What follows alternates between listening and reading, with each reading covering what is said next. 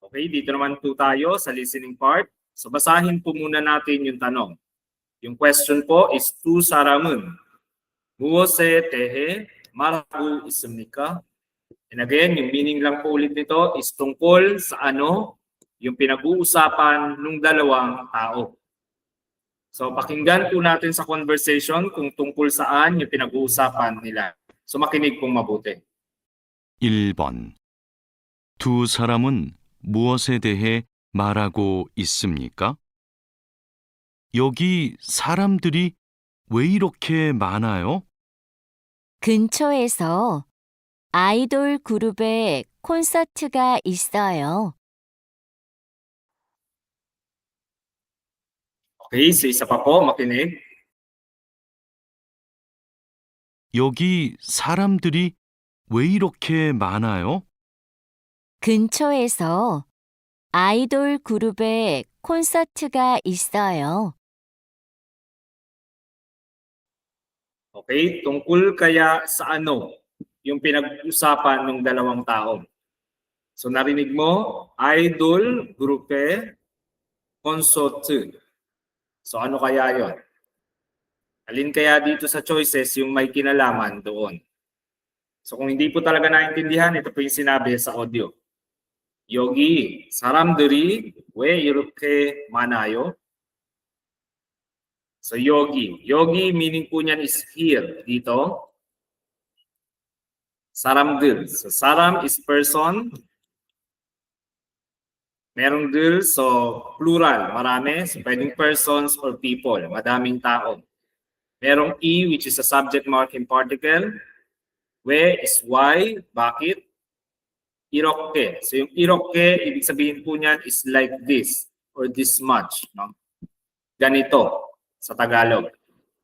Manayo, ibig sabihin many, marami, a lot. So, ibig niya pong sabihin, bakit ganito karami yung tao dito?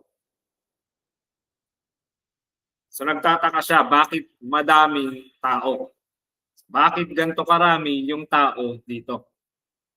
So, yung sagot naman sa kanya ng babae, 근처에서 아이돌 그룹의 콘서트가 있어요. So, translate din po natin ito. So, 근처. So, 근처 ibig sabihin nearby, sa malapit. Merong eso, location particle. Idol group. So, idol, ito po yung mga singer na K-pop, no? Idol. And then group is yung group.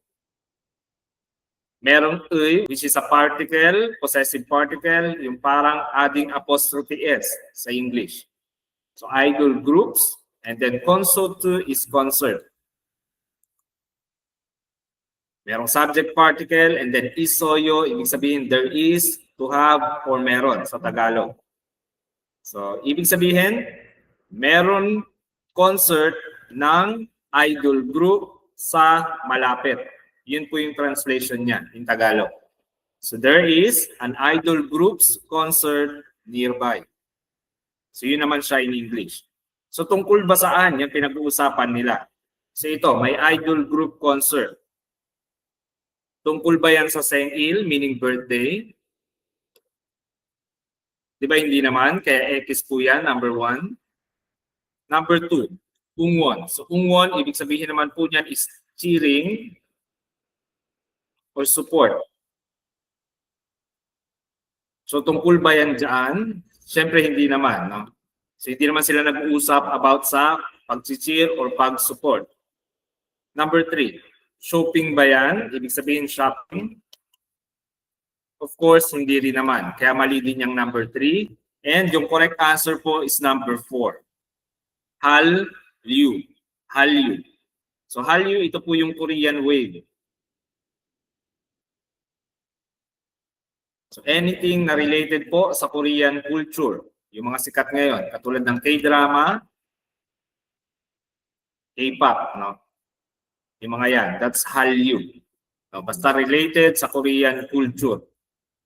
So the correct answer is number 4. So dun po related yung idol group, no, sa Hallyu. So dito naman tayo sa 2 and 3. So basahin po natin yung instruction. Sabi po dyan, 다음을 듣고 이어지는 말로 가장 알맞은 것을 고르십시오. Ibig sabihin po ulit niyan, makinig sa kasunod at piliin yung pinaka-tamang karugtong na salita. So pakikinggan lang po natin yung question sa audio and pipiliin sa choices kung ano yung continuation or yung appropriate na sagot po doon. So makinig pong mabuti. 2번부터 3번까지 다음을 듣고 이어지는 말로 가장 알맞은 것을 고르십시오. 2번 니찬한 씨, 좋아하는 가수가 있어요? 1. 저는 K-팝을 자주 들어요. 2. 저는 좋아하는 배우가 있어요. 3. 저는 K-팝 아이돌을 좋아해요. 4. 이 가수의 노래가 정말 좋아요. Okay, so isa pa po, makinig. 2번 니찬한 씨, 좋아하는 가수가 있어요? 1. 저는 K-팝을 자주 들어요. 2. 저는 좋아하는 배우가 있어요. 3. 저는 K-팝 아이돌을 좋아해요. 4. 이 가수의 노래가 정말 좋아요. Okay. So ano kaya ang sagot doon sa tanong ng lalaki? Sabi niya again, 좋아하는 가수가 있어요. So kung hindi po naintindihan, ito po yung sinabi niyo. 니찬한 씨, 좋아하는 가수가 있어요? 니찬한 씨, 좋아하는 가수가 있어요? So, Miss Nichanan, 좋아하는. So, ibig sabihin, gusto or like. Merong nun, which is a noun modifier. Minamodify yung noun na kasunod. Kasu. Kasu meaning singer. Ibig sabihin, singer that you like in English. Merong ga, which is a subject marking particle. Isoyo, again, to have, to exist, meron sa Tagalog. So, ibig niya pong sabihin dyan, Miss Nichanan, do you have a singer that you like? Sa Tagalog, Miss Nichanan, meron ka bang singer na gusto? O meron ka bang gustong singer? So, yun po siya in Tagalog. So, alin kaya dito sa choices yung appropriate na sagot doon? Isa-isahin po natin. Number 1, 저는 K-팝을 자주 들어요. So 저는 meaning I, K-pop is K-pop. Merong 을 which is an object marking particle. 자주 meaning often, madalas. 들어요 ibig sabihin to listen, naka-present tense. So ibig niya sabihin dyan, I often listen to K-pop. So yun po yung ibig niyang sabihin. Sa Tagalog, ako ay madalas makinig ng K-pop. So appropriate na sagot po ba yun kapag tinanong ka na meron ka bang gustong singer? Siyempre hindi naman, di ba? Malayo. So X po yung number 1. So mali yan. Number 2, tingnan natin kung tama ito. Sabi niya, 저는 좋아하는 배우가 있어요. 저는 좋아하는 배우가 있어요. So 저는 again is I, ako. 좋아하는. So again, to like. Gusto.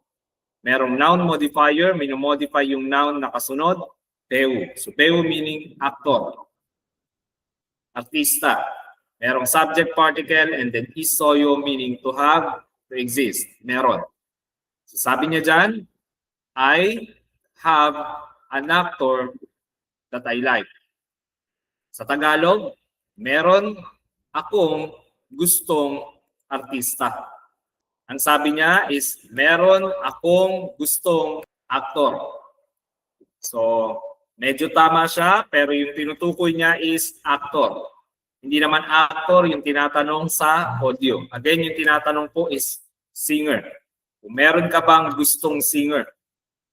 So, mali din po itong number 2. So, mag-ingat din po kayo sa mga ganyan kasi mukhang tama pero may mga isang word lang na mali. No? So, active listening po. So, number 3, tingnan natin kung tama ito. 사비 dyan, 저는 K-pop 아이돌을 좋아해요. Sabi niya, 저는 ay K-pop. Idol is idol. Merong object particle and then 좋아해요, to like. So, ibig niya sabihin, I like K-pop idol. So ito na po yung sagot na hinahanap natin. Kasi ito yung sumasagot sa tanong na meron ka bang gustong singer? Sabi niya, I like K-pop idol. So that's the correct answer.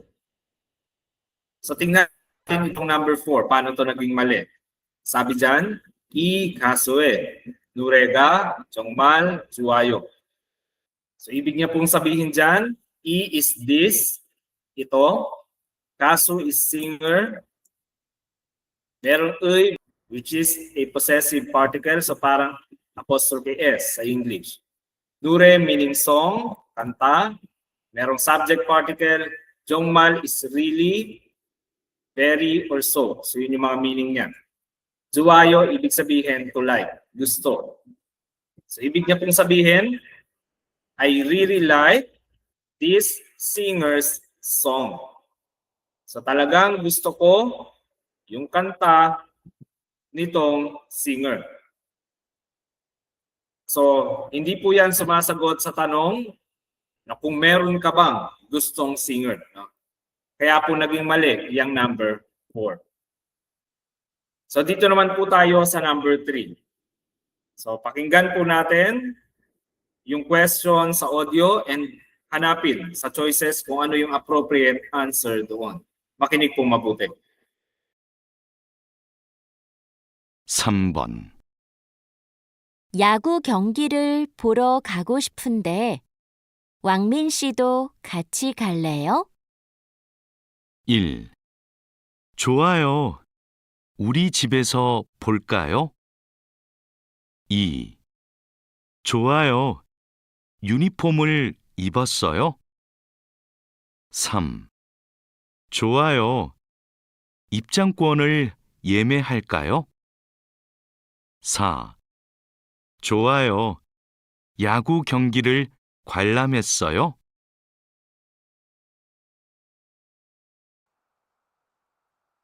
Okay, so isa pa po, makinig mabuti.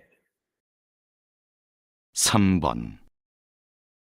야구 경기를 보러 가고 싶은데 왕민 씨도 같이 갈래요? 1. 좋아요.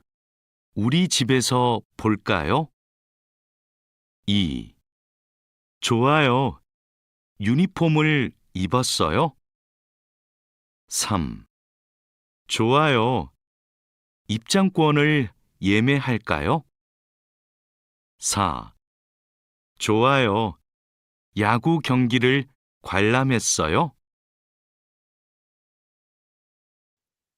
Okay, so ano kaya ang sagot dyan? So kung hindi po naintindihan yung sinabi sa audio, ito po yun. Sabi ng babae, 야구 경기를 보러 가고 싶은데 왕민 씨도 같이 갈래요? So translate po natin. 야구 meaning po niyan is baseball. 경기 meaning game or match. Laban. Laro, laban. Yung 를 is an object marking particle. Buda. Buda is to watch. merong rugada. So yung rugada, ibig sabihin po niyan is to go in order to or to go to. So aalis ka para gawin yung isang bagay. Hagushita. Hagushita naman, ibig sabihin want. Gusto. Yung unde is a conjunction, pwedeng and, pwedeng but, pwedeng so. So nagbibigay ng background information para mas maintindihan yung sasabihin na kasunod. Wang Min Shi Do. Wang Min Shi, ibig sabihin si Mr. Wang Min. Yung do, ibig sabihin also or to. Din sa Tagalog, din. Katchi, ibig sabihin together. Kalleo, ibig sabihin would you like to go? Gusto mo rin bang pumunta? I want to go in order to watch a baseball game. So, Mr. Wang Min, do you want to go together with me as well or also? So yun po yung translation niya. Sa Tagalog, gusto ko kasing umalis para manood ng baseball match o baseball game. Kaya naman, gusto mo rin bang sumama sa akin, Mr. Wang Min? So yun po yung ibig niyang sabihin. So ano kaya yung appropriate response dyan? So isa-isahin po natin yung choices. Sabi sa number 1, 좋아요, 우리 집에서 볼까요? So translate natin tong number 1. Sabi niya, 좋아요, 우리 집에서 볼까요? So 좋아요, ibig sabihin lang po niyan, good. Okay, nice. That's great. So nag-agree siya. Uri, ibig sabihin as or our. Bahay. Merong eso, location preposition or location particle. Ito naman, bulkayo. So yung verb po natin dyan, buda, meaning to see or to watch. Merong el kayo, ibig sabihin shall we or shall I. So pag pinagsama po ito, bulkayo, ibig sabihin shall we watch. So sabi niya, good, great. Shall we watch it at our house? Sa Tagalog, okay. So manood ba tayo sa aming bahay? So yun yung ibig niyang sabihin. So ito, medyo tama po ulit. Kaso, sinabi po sa sentence is to go in order to watch. Ibig sabihin, hindi sila manunood sa loob ng isang bahay. Aalis sila para manood ng baseball match. So number 1 is wrong. No?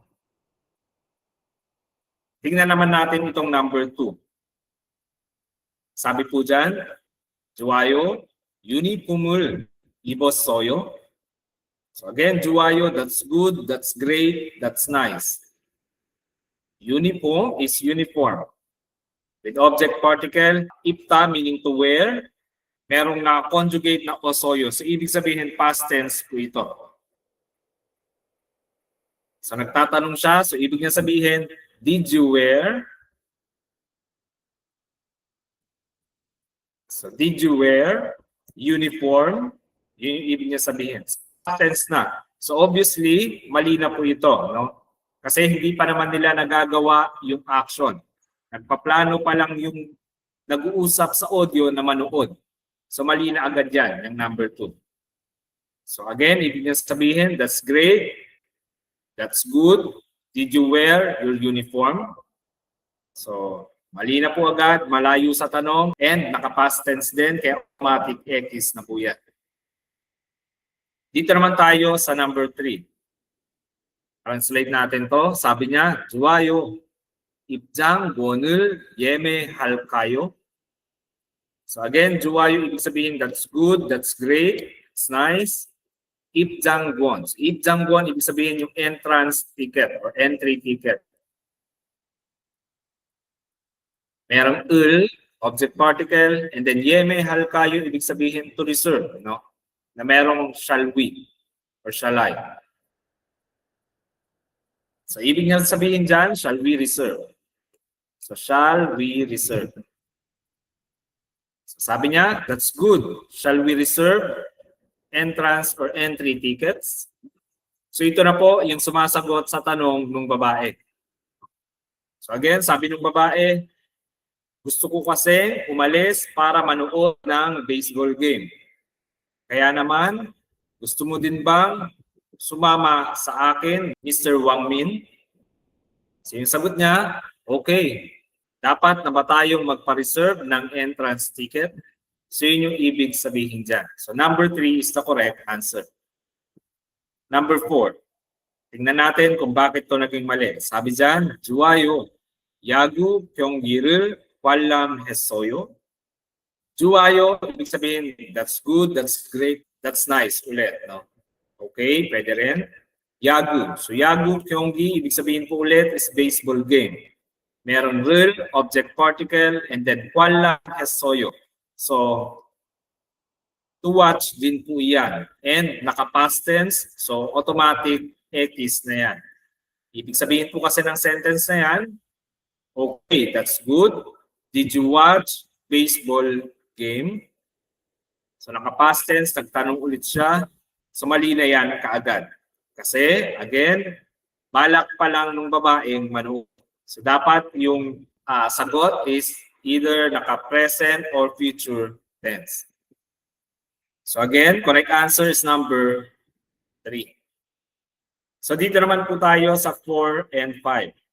So basahin natin ulit yung instruction. Sabi dyan, 다음 중 들은 내용과 같은 것은 무엇입니까? So ano daw yung may kahalintulad sa content na narinig mo sa mga sumusunod. Listening comprehension po ulit ang iti-test dito. So medyo mahaba kaya pakinggan kung maigi. So ipi-play ko na po yung audio. 4번부터 5번까지. 다음 중 들은 내용과 같은 것은 무엇입니까? 4번. 응원단이 입고 있는 옷이 멋있어요. 저도 사고 싶어요. 우리도 유니폼을 살 수 있어요. 인터넷으로 사면 돼요. 유니폼 파는 사이트 좀 가르쳐 주세요. Okay, so isa pa po, makinig. 4번. 응원단이 입고 있는 옷이 멋있어요. 저도 사고 싶어요. 우리도 유니폼을 살 수 있어요. 인터넷으로 사면 돼요. 유니폼 파는 사이트 좀 가르쳐 주세요.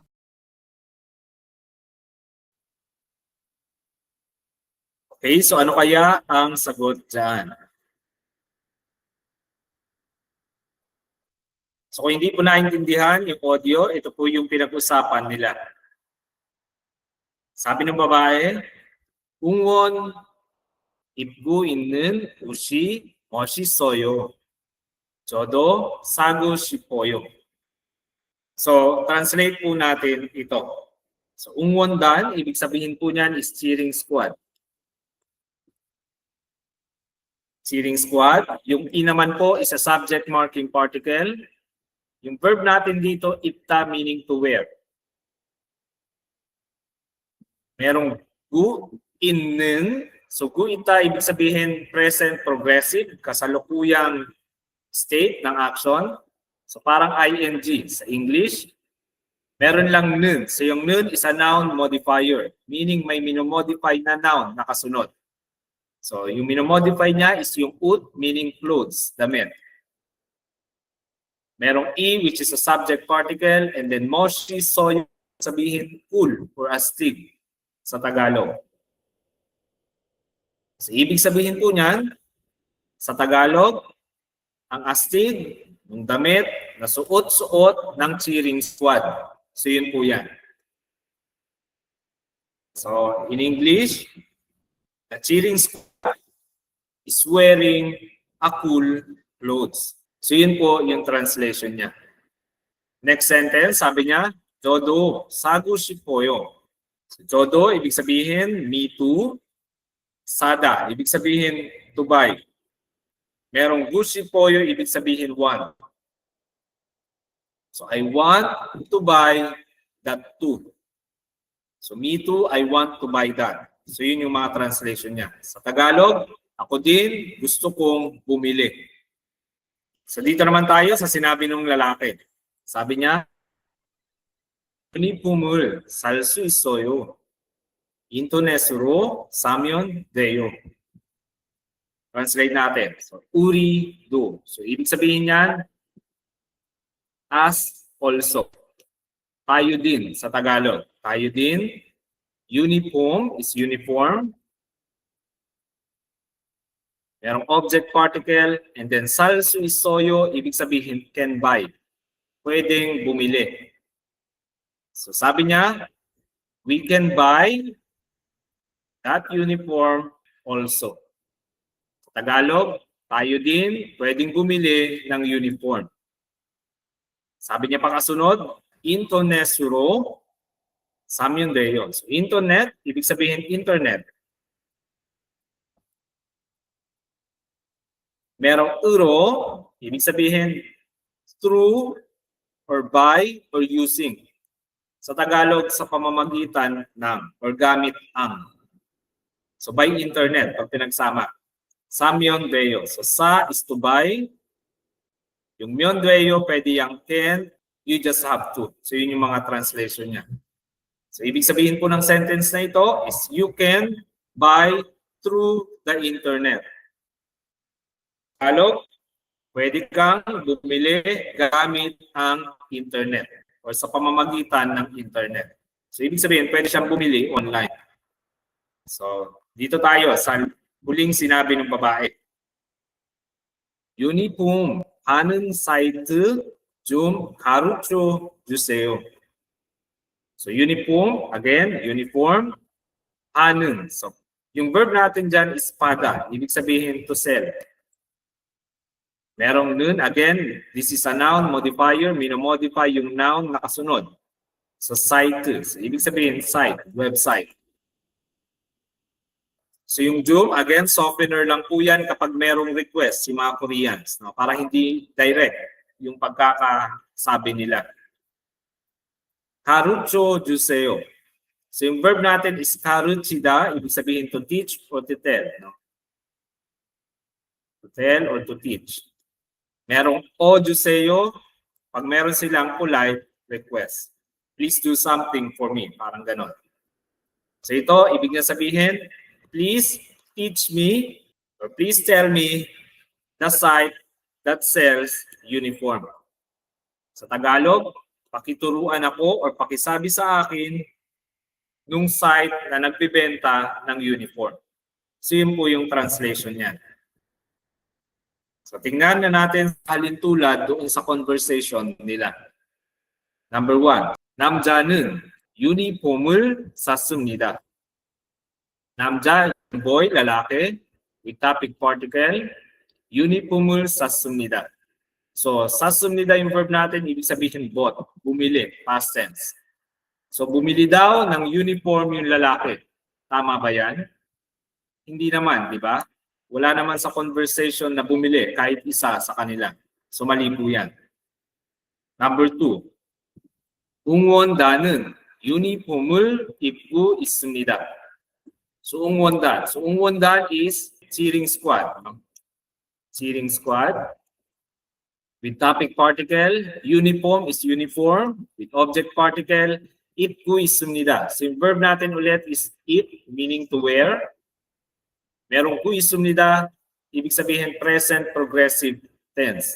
So, current state ng action. So, wearing, parang adding ing sa English. So, yung cheering squad daw is currently wearing uniform. Tama ba yan? So, ito na po yung tamang sagot. Kasi nga, sabi ng babae sa pinakauna niyang sentence, ang astig, yung damit, na suot-suot nung cheering squad. Sabi niya pa kasunod, gusto din niyang bumili ng ganun. So ano ba yung tinutukoy nila? Sinabi nung lalaki, kasunod. Sabi niya, tayo din pwedeng bumili ng ganong uniform. So uniform, yung suot-suot ng cheering squad. So number 2 is the correct answer. So medyo mapapalaban talaga yung listening comprehension skills po ninyo dito. Kaya sure nakakabisaduhin yung mga vocabularies na iyan. So tuloy natin. So tingnan natin kung bakit naging mali itong 3 and 4. 사비 dyan, 두 사람은 콘서트를 보러 갔습니다. So 두 사람은, ibig sabihin yung dalawang tao, sila yung topic or pinag-uusapan ng sentence. Concerto is concert. Object particle, 보러 갔습니다. So 보다, ibig sabihin to watch. No? To watch or to see. Merong rogada, again, to go in order to. Umalis para gawin yung action. Naka-past tense form.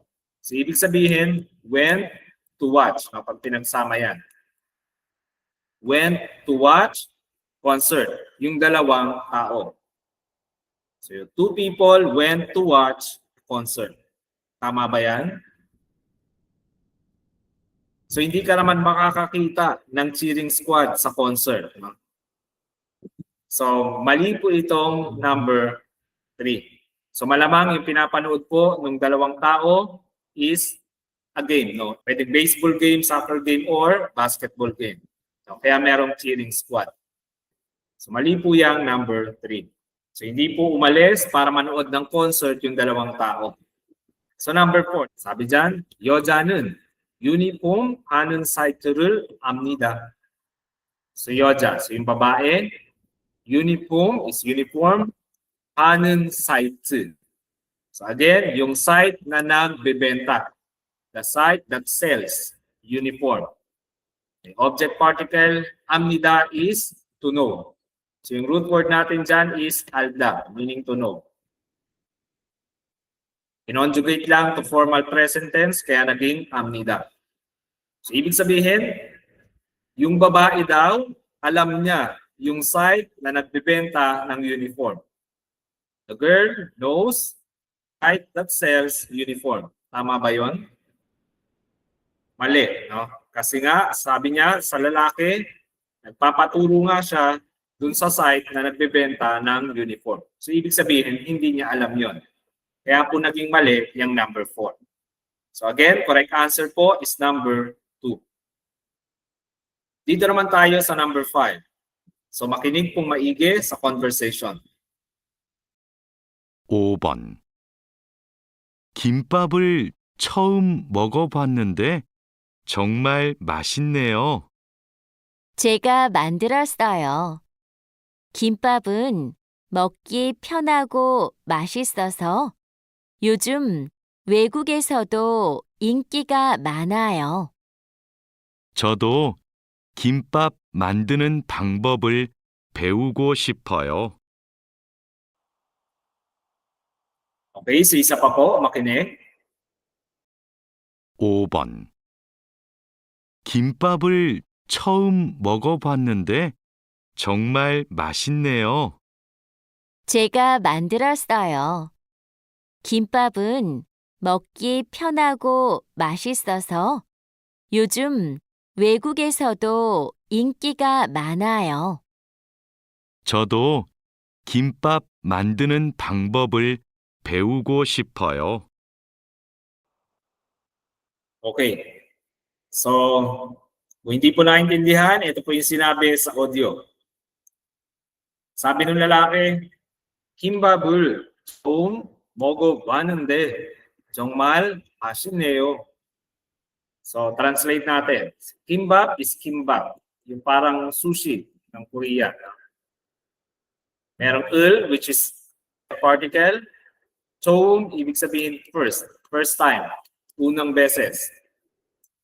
Mogo watta.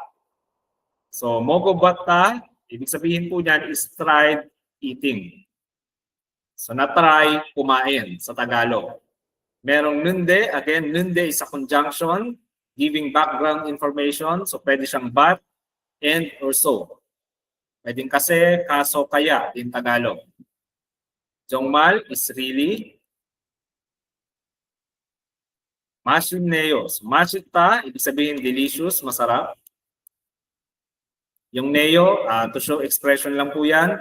Kapag na-surprise or may nare-realize yung mga Koreans. Pwede rin to show admiration, paghanga. So, ibig sabihin lang po niyan, first time kong makatry kumain ng kimbap. And sobrang sarap pala. Yun yung ibig niyang sabihin. So I tried eating kimbap for the first time and it was really delicious. So yun yung ibig niyang sabihin. Sagot naman ng babae sa kanya, 제가 만들었어요. 김밥은 먹기 편하고 맛있어서 요즘 외국에서도 인기가 많아요. So 제가 is I. Merong subject particle. 만들었어요, ibig sabihin past tense ng to make, so made. No? So I made it. Yun yung ibig niya sabihin. So gawa ko yan, sabi niya. Gawa ko yan. Sabi niya kasunod, kimbap은, kimbap with topic particle, 먹기 편하다. So 먹다, ibig sabihin to eat. Merong ki 편하다, ibig sabihin it is easy to. So, ibig sabihin, pag pinagsama, it is easy to eat. Madaling kainin. Yun yung meaning niya. Merong gu, conjunction, ibig sabihin and. Mashi, soso. So, mashita ulit, delicious, masarap. Merong oso, because, dahil, sa Tagalog. So, yung ibig sabihin po is these days or nowadays. Wegu is abroad or foreign land, no? International. ESO, location particle, yung do again is also or to. Din sa Tagalog. Inkiga manayo. Ibig sabihin, inki is popular. Manayo is sobra, a lot, no? Many.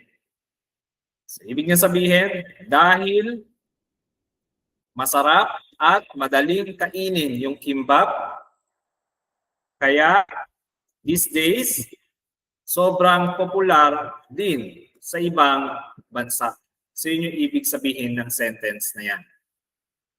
So ulitin natin, sabi ng babae, gawa ko yan. Yung kimbap, dahil masarap at madaling kainin, these days, sobrang popular din sa ibang bansa. So yun po siya. So yung sagot naman ng lalaki is 저도 김밥 만드는 방법을 배우고 싶어요. So, 저도 ibig sabihin me too. Ako din. Kimbap is kimbap. Yung verb naman natin dito, 만들다. Ibig sabihin to make. Merong nun, so ibig sabihin meron siyang minomodify na noun. Nakasunod. Yung minomodify niya is yung pangbob. Ibig sabihin yung method or paraan.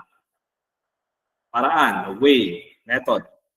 Merong object particle, 배우다, ibig sabihin to learn. Merong gusto yung ibig sabihin to want, gusto. Sabi niya, ako din, gusto kong matuto ng paraan ng paggawa ng kimbap.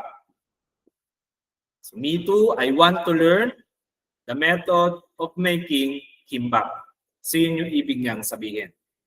So tingnan na natin dito sa choices kung ano yung may kahalintulad dyan sa conversation nila. Number 1. 여자는 김밥을 가게에서 샀습니다. So yung babae daw with topic particle, kimbap with object particle, kage. Kage meaning store. Tindahan. Merong eso, location particle, 샀습니다. Past tense ng to buy, subot. Bumili. So the girl bought kimbap in store. Yung babae, bumili ng kimbap sa store. Tama ba yan? Hindi ba? Kasi nga, sabi ng babae, ginawa niya ito. Hindi niya yon binili. So sabi niya, I made it. gawa ko yan. So hindi niya binili, kaya mali yung number 1. Number 2. 사배 남자는 예전에 김밥을 먹어봤습니다.